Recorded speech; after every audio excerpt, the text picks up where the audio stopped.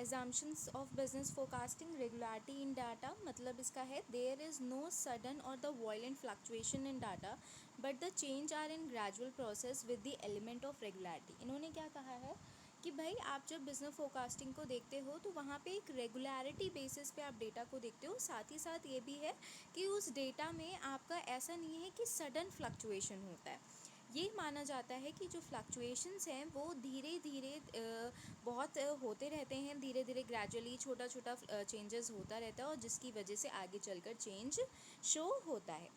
फिर है repetition of event, pass economic event are repeated regularly. इनका कहने का मतलब है कि हमने ये भी देखा है, एजम्पशन माना गया है बिजनेस फोरकास्टिंग में, जब हम फोरकास्ट करते हैं कि जो पास्ट में इवेंट अकर हुआ है वो वैसी ही इकोनॉमिक एक्टिविटी या वैसी ही एक्टिविटी अगर कंडीशंस बनती हैं तो फिर से वो इवेंट अकर हो सकता है।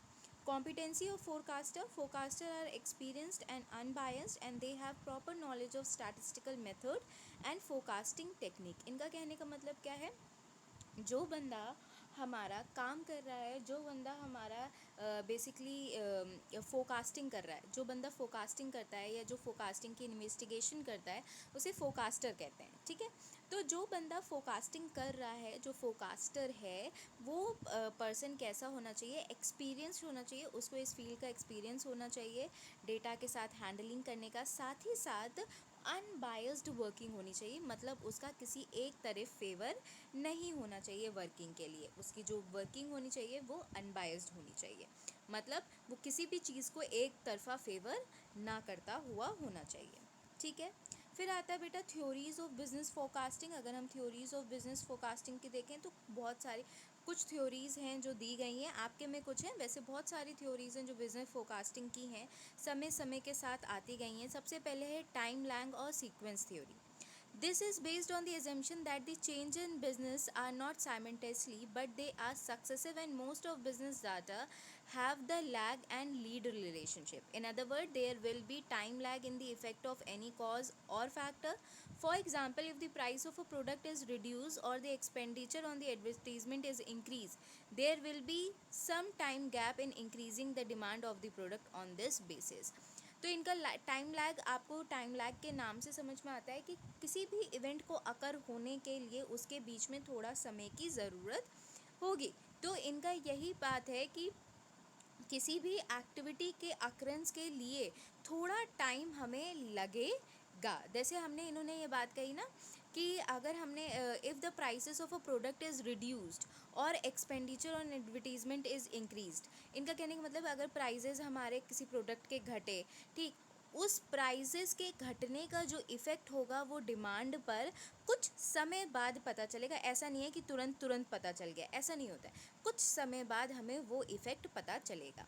द टाइम लैग और sequence theory lays emphasis on the point that the reliability of forecasting depend upon the accuracy with which time lag is estimated. अब इन्होंने कहा कि इस थ्योरी के अकॉर्डिंग अगर हम चलें तो इनका कहने का मतलब है हमारी फोरकास्टिंग उतनी सही तब होगी, सबसे ज़्यादा सही या एक्यूरेसी होनी चाहिए और उसमें आप एकदम एक्यूरेट कैलकुलेट कर जाओ कि कितना टाइम आपको लगेगा इस चीज़ का, पर्टिकुलर चीज़ का इफ़ेक्ट होने में, है ना। मतलब आप जब फोरकास्टिंग कर रहे हो तो आप उसमें एस्टिमेट कर ले जाओ कि कितना टाइम पीरियड आपको लगेगा, टाइम लैग कितना होगा इस पर्टिकुलर इफ़ेक्ट को आने में।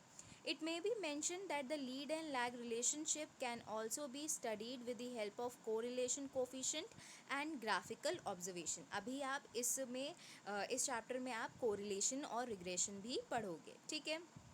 फिर एडवांटेज है कंट्रोल ऑन फ्यूचर लॉसेस। भाई आप फोरकास्टिंग कर ले रहे हो तो आपके जो फ्यूचर के लॉसेस होंगे उन पे आपको कंट्रोल होगा। Helpful in government policies, government को पता चल जाएगा कि हमारे पास इतना समय है इस चीज़ का इफेक्ट होने में, या गवर्नमेंट अपनी पॉलिसी इसी के बेसिस पे फ्रेम कर सकता है। इकोनॉमिक स्टेबिलिटी, भाई the theory assist in bringing down the sharpness of the वॉलिटी in the economy and in maintaining the economic stability, मतलब जो इकोनॉमी में हमारी फ्लक्चुएशंस हैं उनको बनाने में, और जो हमारी इकोनॉमिक कंडीशन है, मॉनेटरी पोजीशन है, या जो क्रेडिट का फ्लो है, उसमें भी स्टेबिलिटी हम क्रिएट कर सकते हैं। सिंपल है, through statistical knowledge is required for the practical application of this theory. इस थ्योरी को करने के लिए हमें प्रैक्टिकल एप्लीकेशन की ज़रूरत पड़ेगी, ठीक है। अब इन्होंने कहा भाई ये तो एडवांटेज हो गए, but there are some limitations also. Limitation क्या है? Reasonable accuracy. भाई आप जब इस थ्योरी को अपनाओगे टाइम एंड लैग को, तो आपको वहाँ की जो आपकी एक्यूरेसी है फॉर कैलकुलेशन ऑफ दिस, आपकी एक्यूरेसी बहुत अच्छी होनी चाहिए, पहली चीज़, तभी ये वर्कआउट करेगा। Ignorance of reaction. The theory takes into consideration only time lag and sequence of business event, but does not pay attention on various economic and political reaction in respect of the event. इनका कहने का मतलब है कि इस theory में हम सिर्फ किस चीज़ का ध्यान देते हैं? टाइम लैग, मतलब जितना टाइम पीरियड लग रहा है, और सीक्वेंस, किस सीक्वेंस में एक्टिविटी अकर हो रही है, और जितने भी अदर इफ़ेक्ट्स होते हैं या और भी जो इन्वायरमेंट के इफ़ेक्ट हैं, पॉलिटिकल सिचुएशन, हमारे पॉलिटिकल, सपोज़ हमारी गवर्नमेंट चेंज हो गई या हमारी पॉलिटिकल गवर्नमेंट ने कोई पॉलिसीज़ चेंज कर दी, तो उस पर हम इतना ध्यान यहाँ पर नहीं देते हैं। बस ये चीज़ इसमें कही गई है। ठीक है बेटा।